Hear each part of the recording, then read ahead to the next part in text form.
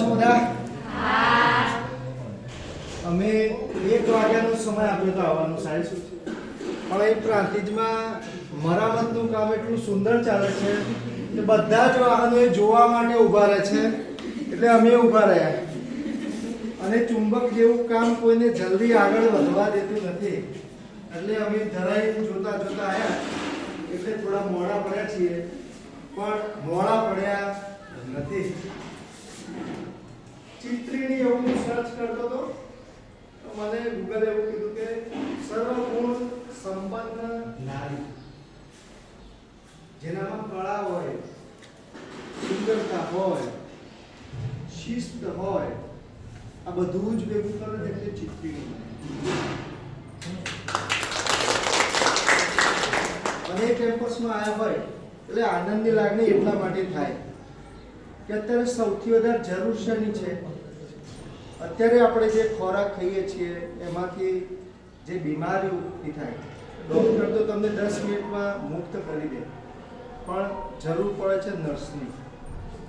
તો આપણા જિલ્લાને સારી નર્સો મળે એવો વિચાર સાહેબને આવ્યો હશે ને એ વખતે, અને એનું આ વૃક્ષ આજે ઊભું છે. અને પ્રાંતિજમાં ગમે તેને પૂછો, અરે આખા જિલ્લામાં પૂછો કે ચિત્રીણી તો બધા ઓળખે છે, તો એમનો જે લાંબો વિચાર હતો ને એના લીધે એક શરૂઆત થઈ, એની નવી નવી શાખાઓ ખુલતી ગઈ, અને એની એક શાખા એટલે તમે બધા. વિવેકાનંદને એવું કીધું કે તમારે શું જરૂર છે? કે મારે બહુ નહીં 100 યુવાનો જોઈએ. આપણે બહુ મોટી સંખ્યા નથી જોઈતી, 27 છે પૂરતા છે. શિવાજી યુદ્ધ જીતી જતા, એમની ગોરીલા પદ્ધતિ હતી, ઓછી સેના હોય પણ એ જીતી જતા હતા. એમની પદ્ધતિ એવી હતી કે એમને વિજય અપાવતો. તો આપણા જીવનમાં જ્યારે આપણે શિક્ષક બનવા જવાના છીએ, શિક્ષિકા બનવાના છીએ, તો આપણી પદ્ધતિ આપણને જીતાડે એવી હોવી જોઈએ. આપણે કશું જ ના બની શકીએ એટલે શિક્ષક બન્યા છીએ, કે સમાજને કંઈક આપવા માટે શિક્ષક બન્યા છીએ? આ બેમાંથી બીજો વિકલ્પ પસંદ કરવો પડશે આપણે. મારે સમાજને કંઈક આપવું છે, એટલા માટે હું શિક્ષિકા બનવાની છું. બધી દીકરીઓ પીટીસી ડીએલએડ કરી રહી છે અને શિક્ષિકા બનવાના છો, ત્યારે તમારા માથે એક શિક્ષકની જવાબદારી નથી, તમારી ઉપર 101 શિક્ષકની જવાબદારી છે. કેમ? કારણ કે ભગવાને માતૃત્વ સ્ત્રીને આપ્યું છે, અને એક સ્ત્રી એક શિક્ષિકા હોય, એની સાથે સાથે એક માતા હોય છે. અને તમને બધાને ખબર છે કે નાનપણથી અત્યાર સુધી આપણે કહેતા હોય છે એક માતા ખાલી જગ્યા શિક્ષકની જવાબદારી કેટલા? એટલે એ તો 100 રહી જ, અને તમે પોતે શિક્ષક હશો એટલે તમારે કામ કરવું પડશે 101 ગણું. તૈયાર છો એના માટે? બરાબર, પાક્કું? તો એના માટે કરશો શું એ વિચાર્યું છે તમે?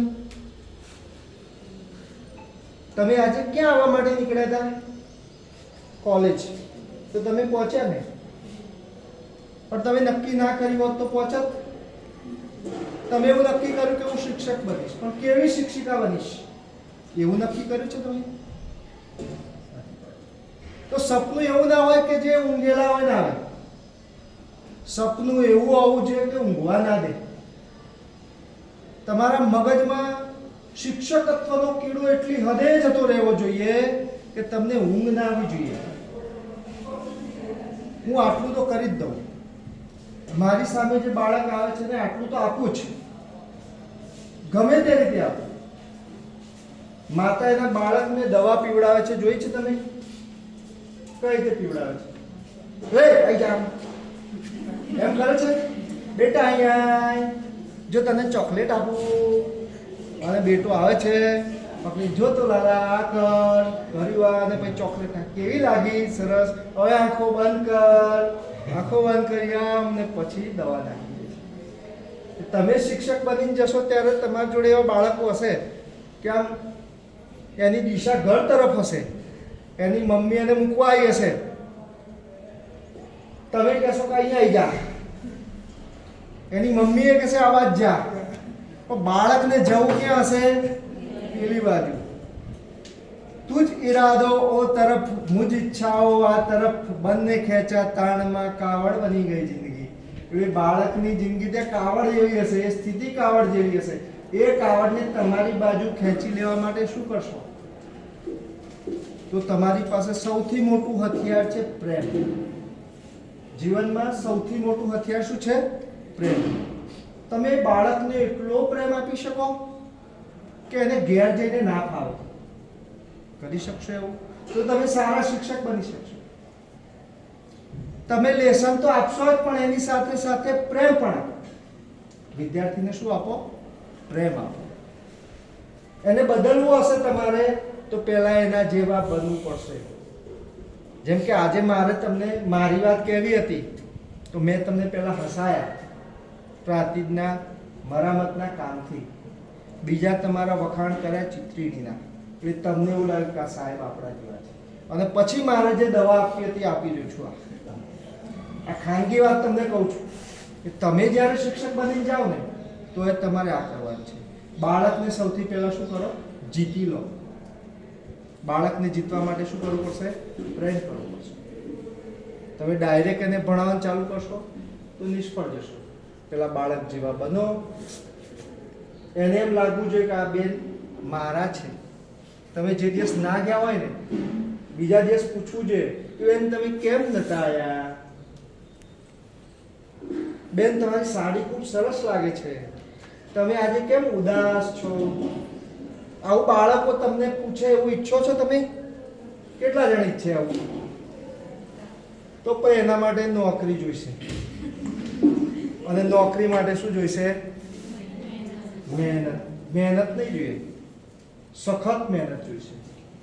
કેમ કે આપણી જોડે ઉમેદવારો વધારે છે જગ્યાઓ કરતા. એટલે ત્યાં પહોંચવું હશે તો શું કરવું પડશે? ઝડપથી દોડવું પડશે. એક જણ કે ઘેર જઈને કે પપ્પા પપ્પા મારો પહેલો નંબર આવ્યો. વાહ દીકરા વાહ, તું ખૂબ પ્રગતિ કરે. કેટલા જણ દોડતા હતા કે હું એકલો જ. પણ આપણે બહુ મોટા ટોળામાં પહેલા ક્રમે આવું છે. તેના માટે તમે ખૂબ જ મહેનત કરો. આ તમારા ગુરુજીઓ તમને ખૂબ સરસ શિક્ષણ આપી રહ્યા છે, એ મેળવો. અને જાતે પણ જ્યાંથી જેટલું મળે શીખતા રહો, શીખતા રહો, શીખતા રહો. જ્યાં સુધી તમે શીખતા રહેશો ત્યાં સુધી સાચા શિક્ષક બની રહેશો. જે દિવસ તમે શીખવાનું બંધ કરી દીધું એ દિવસે વાત પૂરી થઈ જાય. પાણી ચાલુ હોય માટલામાં, બરાબર ને? ખુલ્લું રાખ્યો હોય ગળો તો ભરાય, ઊંધો કરો ભરાય. એટલે આપણે ગળો કેવો રાખવાનો? મગજનો ગળો નવું જ્ઞાન લેવા માટે ખુલ્લો રાખવાનો. જે દિવસ તમે એમ વિચારશો કે આ શું શીખવાડ દેશે, આ ગરડા કાકા થઈ ગયા, અમને શું ખબર પડે હવે રીલ્સ શું કહેવાય, આવું વિચારશો એ દિવસે તમારો વિકાસ બંધ થઈ જશે. પણ ક્યાંય ને ક્યાંય ગમે ત્યાંથી તમને નવું શીખવા મળશે ને મળશે. એવું શીખતા રહો. બધાને ખૂબ સરસ નોકરી મળી જાય એવી અઢળક શુભકામનાઓ વિદ્યા સમીક્ષા કેન્દ્ર ડાયટ ઈડર વતી અને અમારા આખા જિલ્લામાં જેમને નોકરીઓ મળી છે બધા વતી પણ શુભકામનાઓ.